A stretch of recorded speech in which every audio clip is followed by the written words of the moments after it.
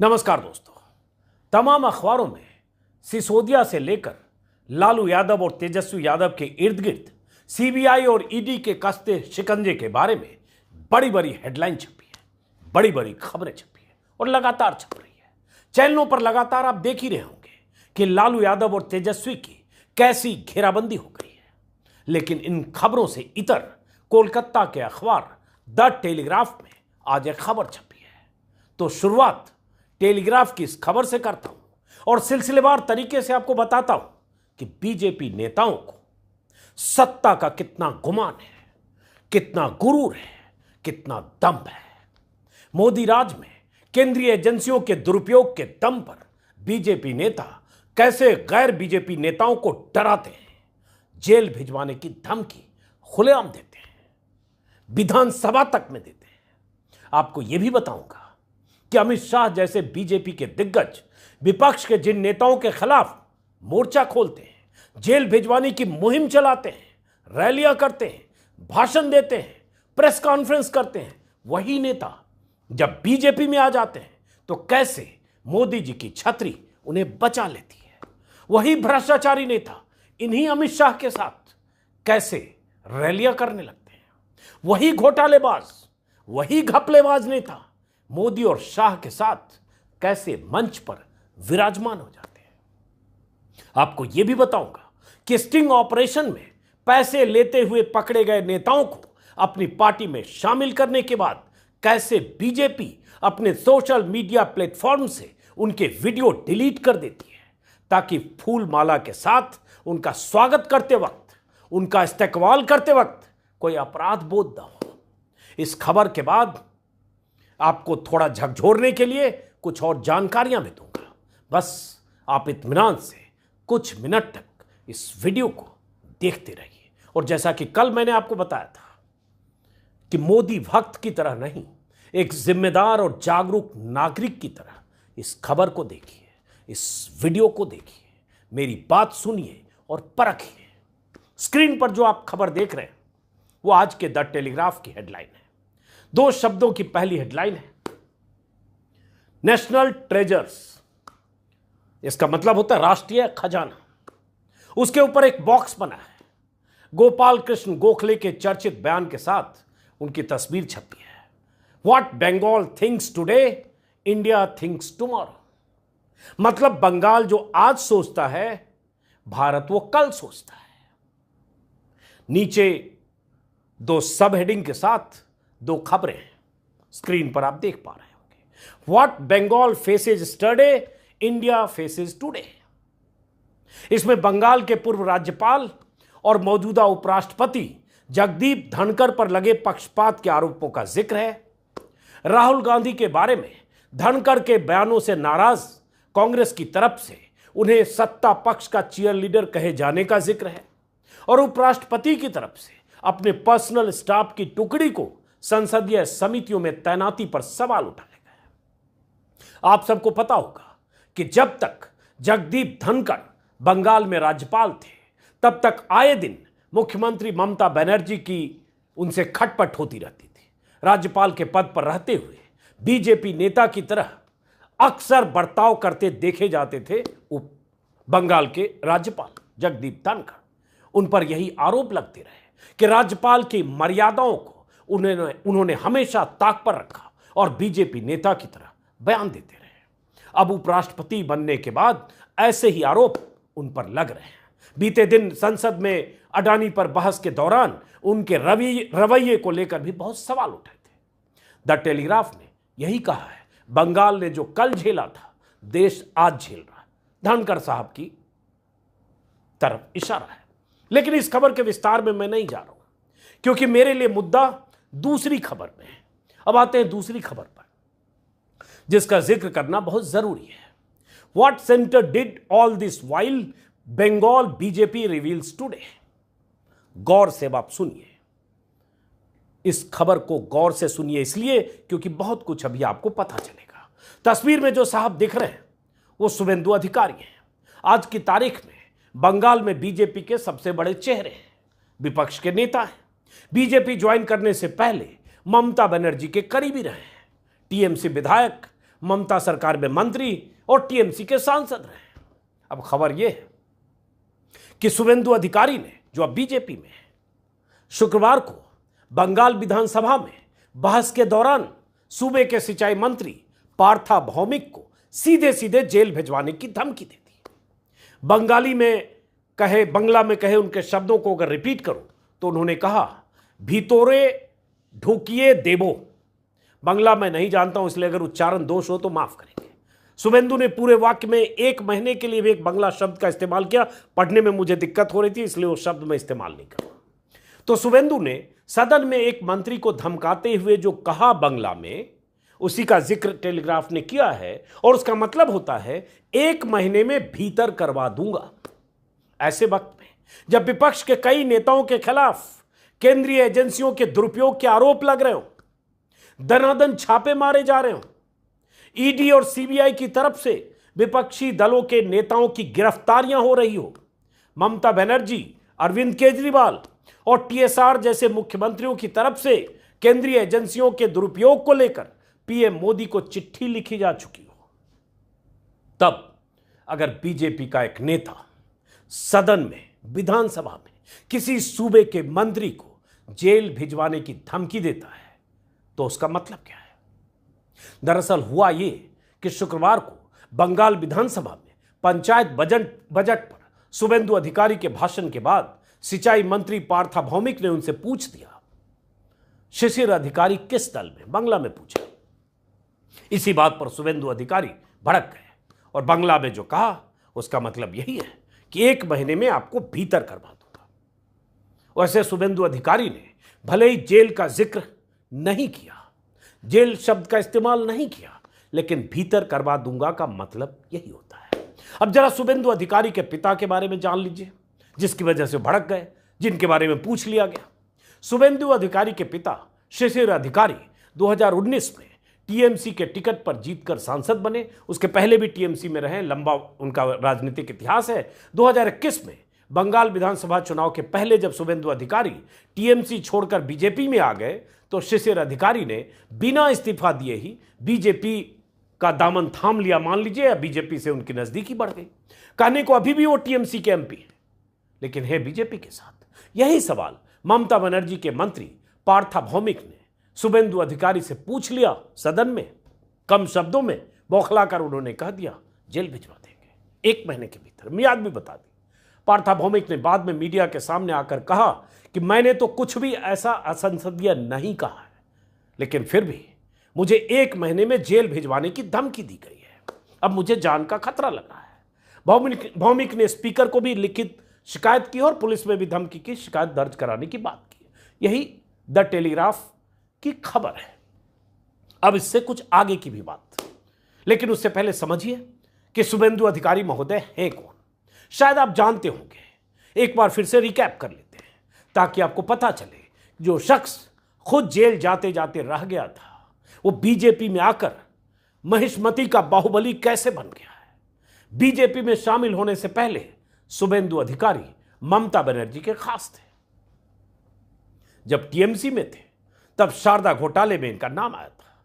शुभेंदु अधिकारी के साथ ममता बनर्जी के दूसरे करीबी टीएमसी नेता मुकुल रॉय भी शारदा घोटाले में फंसे और भी बहुत थे, लेकिन फिलहाल इन 2 की बात। तो टीएमसी के कई नेताओं के साथ मुकुल रॉय और शुभेंदु अधिकारी भी नारदा स्टिंग में कैश की डीलिंग करते हुए पकड़े गए।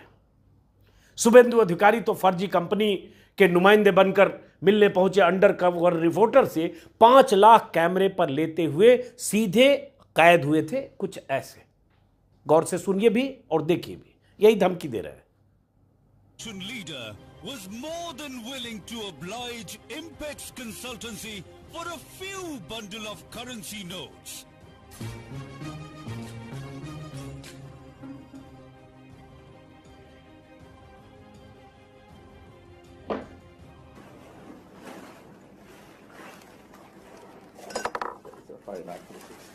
$5 lakh rupees. नारदा स्टिंग के वीडियो आज भी यूट्यूब पर मौजूद है। सब कुछ साफ साफ दिखता है, पैसे देते हुए भी और पैसे लेते हुए भी। शुभेंदु अधिकारी है वही। इन आरोपों के बाद ऐसे ही स्टिंग के बाद मुकुल रॉय और शुभेंदु अधिकारी जैसे नेताओं के खिलाफ कोलकाता हाईकोर्ट के आदेश पर सीबीआई जांच शुरू हुई, जो अब चल रही थी। सलाखें इनका इंतजार कर रही थी। बीजेपी नेता इनकी गिरफ्तारी के लिए बंगाल में बवाल कर रहे थे। आंदोलन और प्रदर्शन हो रहे थे। बवाल काट रहे थे बीजेपी नेता कि ऐसे लोगों को सलाखों के पीछे भेजा जाए। अमित शाह जैसे दिग्गज इन दोनों के खिलाफ, मुकुल रॉय और शुभेंदु अधिकारी और बाकियों के खिलाफ हमलावर थे। इस कदर किस कदर, आज तक के हवाले से सुनिए अमित शाह खुद। जब आप कैमरे के सामने घूस ले रहे हो, किसी का दोष क्यों निकालना? आपके नेता कैमरे के सामने घूस ले रहे, इसका क्या जवाब है आपके पास? और नारदा की सीबीआई जांच का निर्णय भारतीय जनता पार्टी की मोदी सरकार ने नहीं किया है। पहले कलकत्ता हाईकोर्ट ने किया और उसके बाद सुप्रीम कोर्ट ने, देश की सर्वोच्च अदालत ने किया है। तो सीबीआई को कारण क्यों दे रहे हैं भैया? ये कोई गलत प्रकार के केस ने जिसमें आप अमित शाह का ये तेवर लेते हुए दिखाई पड़ते। कोई सोच सकता था कि टीएमसी के जिन नेताओं को भ्रष्ट कहकर उनकी गिरफ्तारी के लिए बीजेपी मुहिम चला रही थी, उन्हीं नेताओं पर बीजेपी को इतना प्यार आ गया कि उन्हें चुनावों के पहले बीजेपी में शामिल कर लिया गया।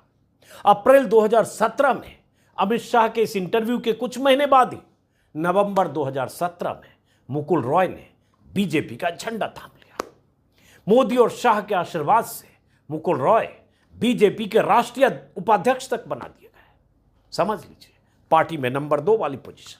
और फिर बीजेपी का रथ लेकर मुकुल रॉय मोदी और शाह के लिए बंगाल में घूमने लगे। थोड़ी देर से ही सही, लेकिन शुभेंदु अधिकारी ने भी 2020 के आखिर में बीजेपी का दामन थामा, बंगाल चुनाव से ठीक पहले, विधानसभा चुनाव के पहले। जैसे ही इन दोनों ने बीजेपी का दामन थामा, सीबीआई और ईडी से मुक्ति मिल गई।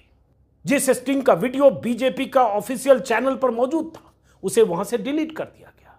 बीजेपी के यूट्यूब चैनल पर डिलीट हुए वीडियो का स्क्रीनशॉट आप देख पा रहे हैं, अब वहां नहीं है, स्क्रीनशॉट पुराना है।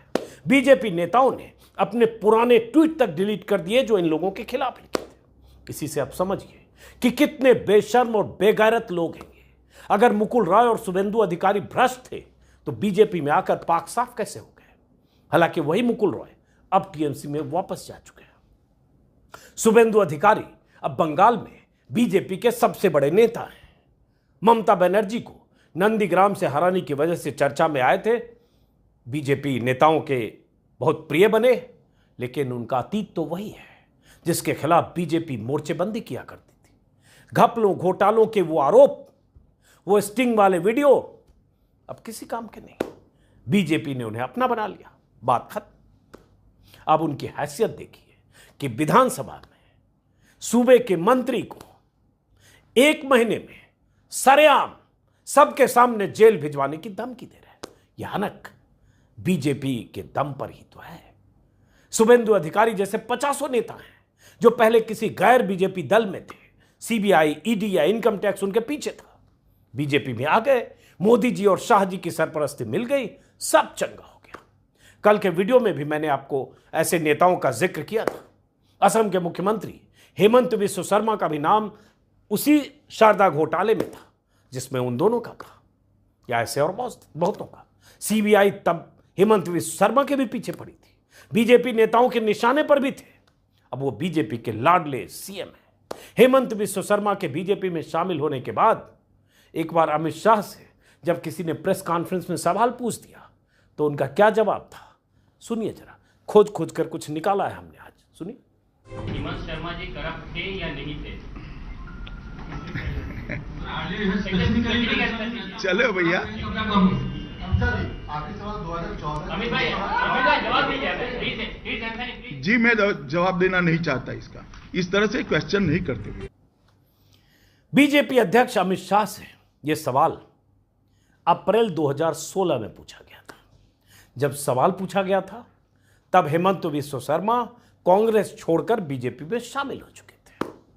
अमित शाह के चेहरे पर गौर कीजिए, पहले खिसियानी हंसी, फिर थोड़ी तलखी, फिर चेहरे पर तेवर के भाव और साफ कह देना कि मैं इस सवाल का जवाब नहीं देना चाहता।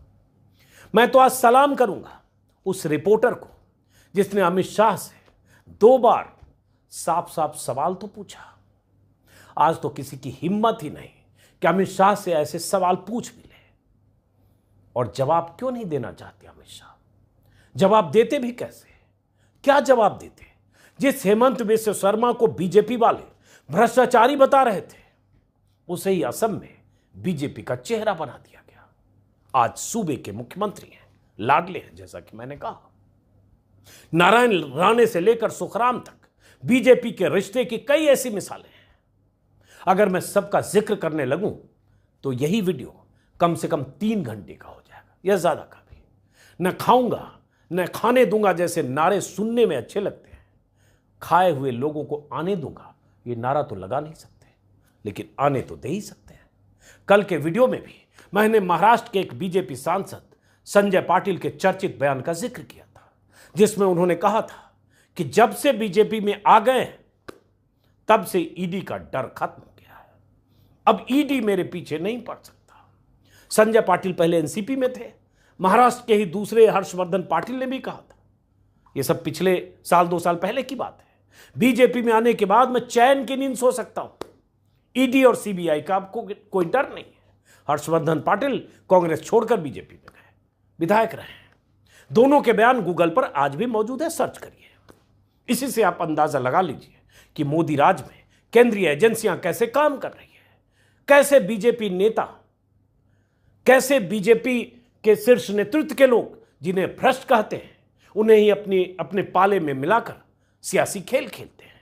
मेघालय का हाल आपने देखा ही। जिस कोनराड संगमा के खिलाफ मोदी और शाह भाषण देकर वोट मांगते रहे, उन्हीं की ताजपोशी में आशीर्वाद देने पहुंच गए।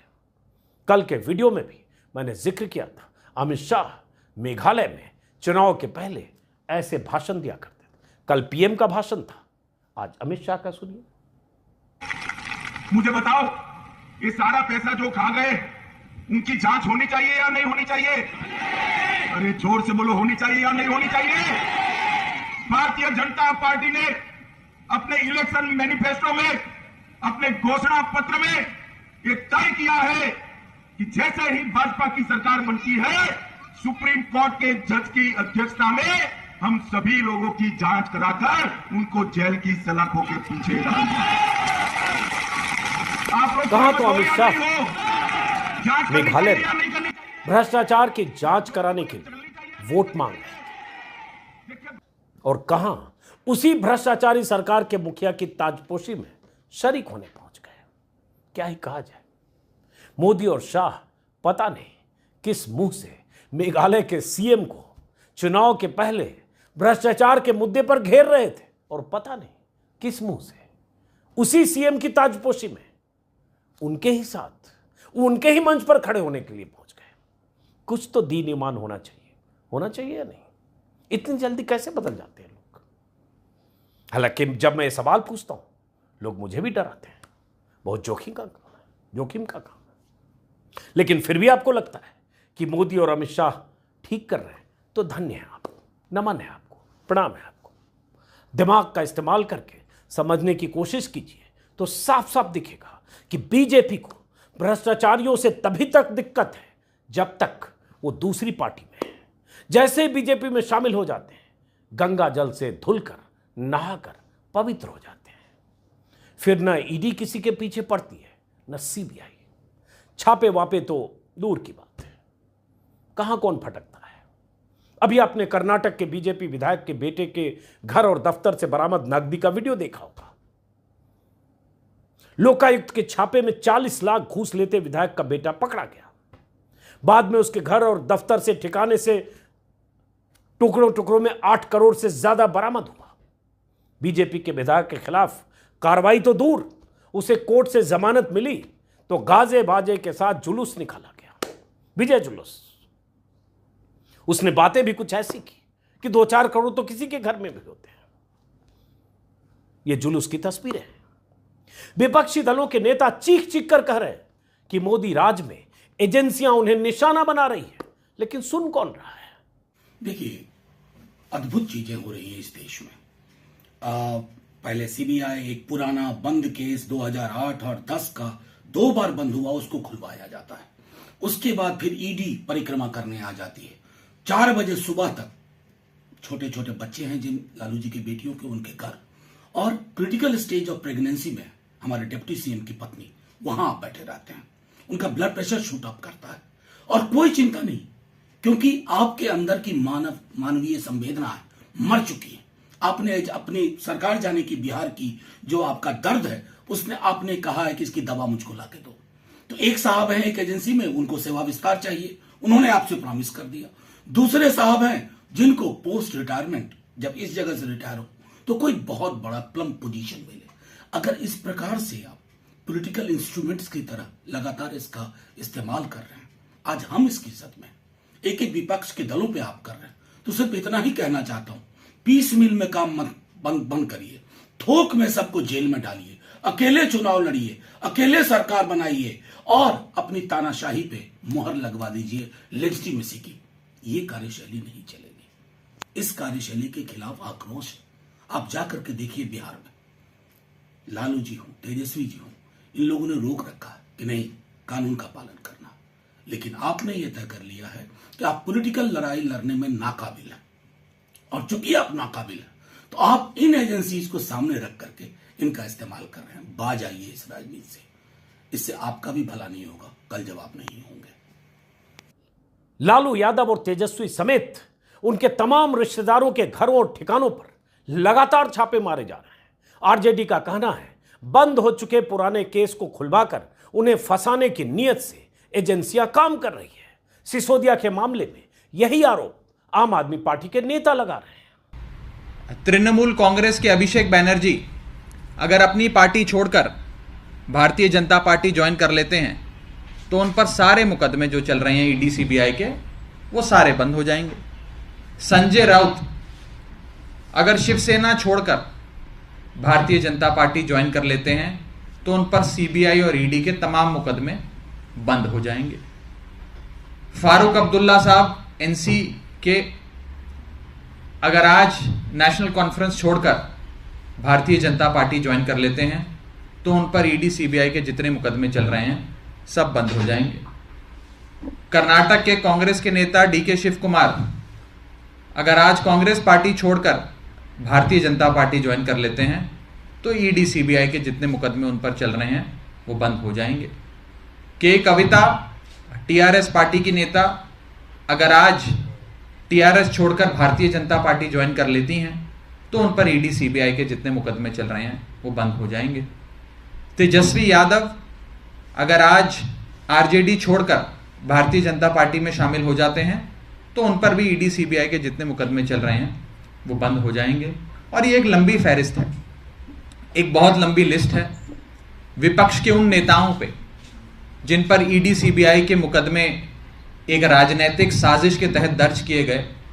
अगर ये सारे नेता आज अपनी पार्टी छोड़कर भारतीय जनता पार्टी में शामिल होने के लिए, बीजेपी की सदस्यता ग्रहण करने के लिए मान जाएं तो इन पर जितने मुकदमे चल रहे हैं ईडी सीबीआई के वो सारे बंद हो जाएंगे। ये देश की सच्चाई है। कहने वाले तो कहते हैं कि 2024 के पहले विपक्ष कहीं एकजुट न हो जाए, इसलिए मोदी हर हाल में विपक्ष के मजबूत नेताओं को दबाना चाहते हैं, कोई ऐसी गोलबंदी नहीं होने देना चाहते कि जनता के नजरों में उन्हें खारिज करना चाहते हैं। तभी बंगाल से लेकर तेलंगाना तक, बिहार से लेकर झारखंड तक दनादन छापे पड़ रहे हैं। मकसद क्या है? विपक्ष को कमजोर करना, क्योंकि 2024 के चुनाव के पहले एक बार फिर विपक्षी एकता की सुगबुगाहट हुई है। तो ऐसे आरोप मोदी पर लगातार लग रहे हैं, लेकिन मोदी को लगता है मीडिया अपने साथ है, जनता मंदिर मस्जिद 370 और हिंदू मुसलमान में मस्त है, तो रगड़ते रहो विपक्ष को। मकसद यही है, 2014 के पहले विपक्ष को इतना कमजोर कर दो, इतना तोड़ दो कि लड़ने के लिए उठ भी ना पाए। मायावती के तेवर नरम है, ममता बनर्जी की तलखी जो 1-1.5 साल 2 साल पहले दिखती थी गायब है। विपक्ष के बाकी नेताओं के पीछे ईडी और सीबीआई है। शीर्ष पर बैठे लोग बिसात बिछा रहे हैं, क्योंकि चुनाव 13 महीने बाद है। लेकिन आप एक दर्शक, एक नागरिक, जब आप ऐसे वीडियो देखते हैं, जब ये बातें सुनते हैं, जब ऐसी खबरें पढ़ते हैं, तो क्या कभी दिमाग नहीं लगाते कि देश में हो क्या रहा है? दिमाग लगाइए। फिलहाल इस वीडियो को खत्म करते हैं। खतरे और जोखिम तो हम जैसे लोगों के साथ भी है, लेकिन बार बार मैं कहता हूं, जो होना है वही होगा। अगर आपने मेरे चैनल को सब्सक्राइब नहीं किया है तो सब्सक्राइब करें, ज्वाइन कर सकते हैं तो ज्वाइन करें। मुलाकात होती रहेगी, बात होती रहेगी, जब तक बोलने की स्थिति में रहेंगे। नमस्कार।